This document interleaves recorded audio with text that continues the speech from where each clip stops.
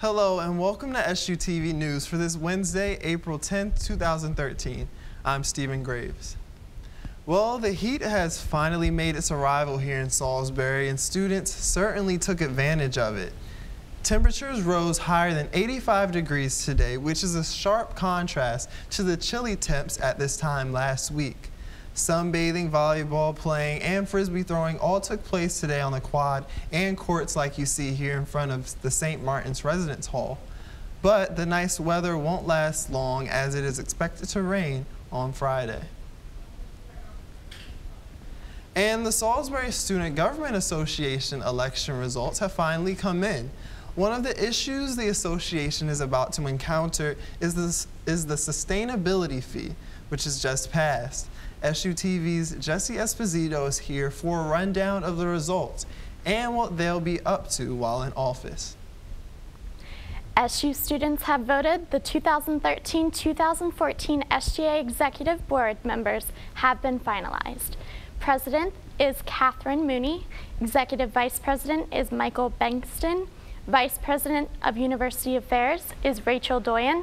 Vice President of Public Relations is Evan Miller. Vice President of Diversity is Mauro Oriolana. Speaker of the Senate is Jackie Pisani. And Vice President of the Sustainability Fee is William Barron. Special congratulations to Michael Bengstein and Evan Miller for winning against their competitors. SGA is currently pushing for the sustainability fee. It passed student voting and now must pass through the President, Dr. Janet Eschbach, and her staff, as well as the Board of Regents. The Board of Regents is the governing body of the University System of Maryland. Back to Stephen. Thank you, Jesse. And a prestigious honor is bestowed upon one of Salisbury University's Purdue School professors. Frank Schipper, a management professor here at the university, will be spending most of his time next semester on a daunting new project. SUTV's Jennifer Fulginiti has the story for us. Salisbury University management professor Frank Schipper has been awarded $15,000 to fund his sabbatical next year while he writes his book on employee ownership. Well, the book is about employee ownership, naturally, and what we're looking at is successful stories of how people have either created employee-owned companies from the ground up or they've transformed traditional companies to employee-owned companies. Dr. Schipper explains why, in this bad economy, employee-owned businesses won't go into deep recession and can come out of them faster than other companies. The employee-owned companies outperform the non-employee-owned companies, and employee-owned companies, the employees, by having a stake in it, build up ownership in the company. And by building up ownership in companies, they become more engaged in the company, and they lend not only their sweat equity, but their intellectual equity to the company. Salisbury University will be holding a conference on employee ownership here in Purdue Auditorium, room 156, on May 10th from 9 to 12:30 p.m. In Salisbury, Maryland, I am Jennifer Fulginiti reporting. And another one of Salisbury University's own professors is recognized by the local Girl Scout chapter. Paula Morris, a professor in the practice of marketing, was named the 2013 Lower Shore Woman of Distinction. This is an award given annually to women who stand out in the community and set positive examples for the Girl Scouts. Women of Distinction Award is to honor and recognize women in the community who are making a difference. It's something that the Girl Scouts do, and then they do a luncheon around it, and it also becomes a fundraiser for the Girl Scouts. Girl Scouts is all about empowering young women and teaching them skills and things about the real world.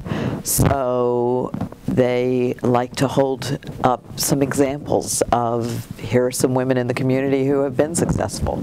I feel a bit overwhelmed. It's such an honor. There's so many amazing women in this community, and to be the fifth one that was selected, it's heartwarming. It's a bit overwhelming. And this award is not just given in Maryland, but also around the country by Girl Scout chapters. The luncheon to recognize Morris will take place on Friday, April 12th at the Fountains Wedding and Conference Center. And tonight for our campus spotlight, one university is making some major changes to their athletic program. SUTV's Kim Newcomb has this update for us tonight. This week for Campus Connection, we bring you news about Towson University, UMBC, UMES, and UMUC.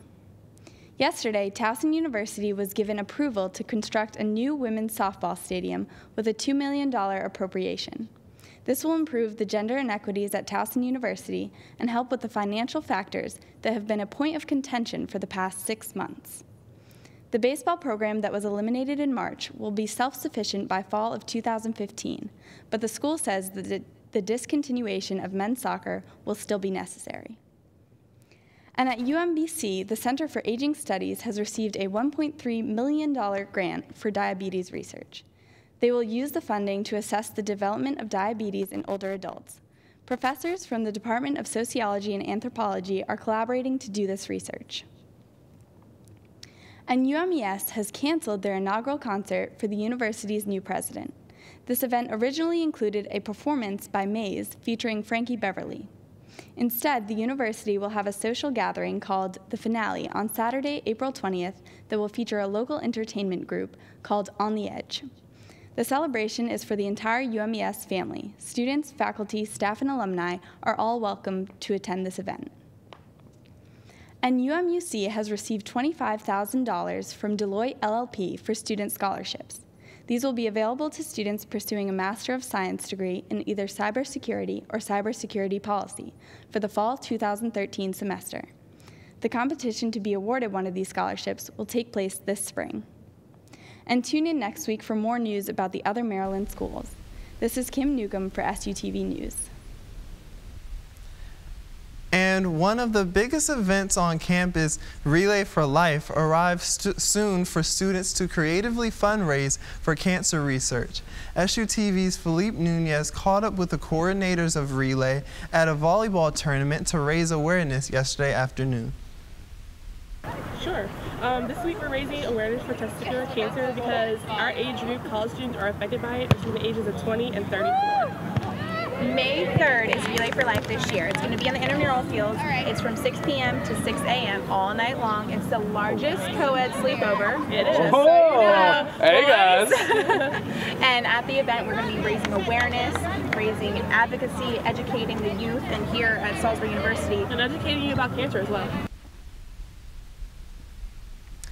And now SUTV's Kat Murphy has an update on what's happening with SU Sports. Rose to the number 3 spot yesterday and went 4-0 last week with wins over Catholic University and a 3-game sweep of Wesley College in CAC play. Salisbury baseball is currently 21-5 and 9-3 in the Capital Athletic Conference. The boys welcomed the University of Mary Washington to the SU baseball field for a 3-game series on Friday and Saturday to decide the regular season champion of the league and the top seed in the conference tournament. The number 7 Salisbury University softball team collected 4 victories last week as senior catcher Michelle Gravdahl and sophomore pitcher Rachel Johnson were tabbed the Capital Athletic Conference Softball Athletes of the Week. The 24-2 team travels to Wesley College today for a doubleheader and then heads to Catholic University of America on Saturday before returning to the SU softball field for the first of its final 3 regular season home contests. The Salisbury University men's lacrosse team remains the number 6 team in the country as Salisbury is coming off of a week in which the boys fell to Stevenson University 10-8 and defeated the University of Mary Washington 20-4. Salisbury will finish out its regular season on a 3-game road trip, starting with a visit to CAC foe Wesley College on Saturday. The opening face-off is set for 7 p.m. Salisbury women's lacrosse is currently 12-0 and 4-0 in the Capital Athletic Conference as Laura Maskell was named CAC Defensive Player of the Week. Maskell calls 8 turnovers in a 21-2 win over Marymount University.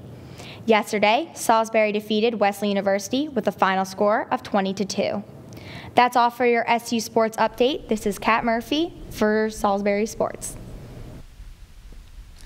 And the Untouchables dance group held their annual dance menagerie last week in Holloway Hall for the student body.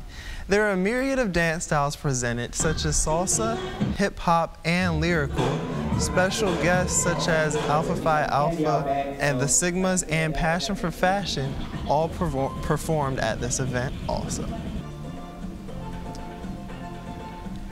And tonight for our campus spotlight, the Athletic Training Club is coming out by teaching students and athletic teams what they do on a daily basis, but with a creative twist. SUTV's David Cabrera brings us this story tonight. I'm here at the 2013 Athletic Training Olympics. It was sponsored by the Athletic Department and the Health and Science Department. There were 8 teams. But the purpose of this event was to teach athletes how to better take care of their bodies. We've done a couple events here. Me personally, I did the ice bath event. I had a pretty good outing, got second, wasn't my best, but I tried hard. I'm here to help out my athletic trainer, Dan. He helped us out all season long, so I was just repaying the favor. Right now they're doing the ice buckets, and unfortunately we lost the first round, but it's okay. It's very nice outside, lovely day, and trying to appreciate our athletic trainers for all they do. Basically, the 6 members of the club in my class, we all got together and we started discussing the idea of how we can make the club more fun and well-known around campus, and put athletic training out on the map so we're not getting confused with personal trainers anymore.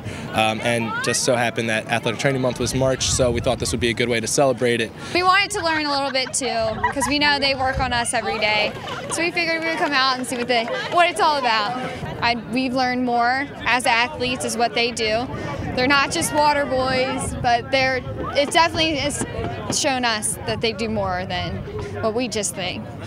From rolling up ankles to making ice bags, the athletes got to experience what the athletic training department does for them time and time again. This is David Cabrera for SUTV News. And that concludes our broadcast tonight. Thank you for joining us. As always, please follow us on Twitter at SUTV1 and like us on Facebook at SUTV. Thank you for joining us once again. Have a good night. I'm Stephen Graves.